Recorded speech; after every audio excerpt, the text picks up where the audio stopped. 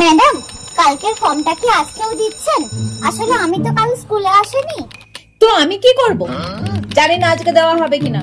একটার পরে এসো, দেখছি। সারাদিন মনে হচ্ছে আমি এদের জন্য ফর্ম রেডি করে নিয়ে বসে থাকবো। আরে গীতাদি, জানো তো কালকে মেলাতে গেছিলাম, কত কিছু যে কিনলাম। ম্যাডাম, হেড ম্যাডাম এখানে একটা সাইন করে দিতে বললেন। আচ্ছা, এখানে রেখে যাও, আমি এখন একটু ব্যস্ত আছি, আধ ঘন্টা পরে এসো। ইয়ে মাল, কাজের এত চাপ। ম্যাডাম, আমার মার্কশিটটা একটু দিন না। কবে রেজাল্ট বেরিয়েছে? 2 দিন আগে। তো এখন এসেছো কেন? তোমার ইচ্ছা মতন এখানে কাজ হবে নাকি? আসলে ম্যাম, আমার শরীরটা না একটু খারাপ ছিল। তো আমি কি করতে পারি? এই কাগজটায় নাম আর রোল নাম্বার লিখে যাও, আমি পরে খুঁজে দেখবো। কালকে সকাল 11টার সময় এসে নিয়ে যাবে, আর 11টার মধ্যেই আসবে, নাহলে কিন্তু আমি আবার ঢুকিয়ে রেখে দেবো। আরে এনার রেমাক দেখেছিস? হেড ম্যাডামের থেকেও বেশি।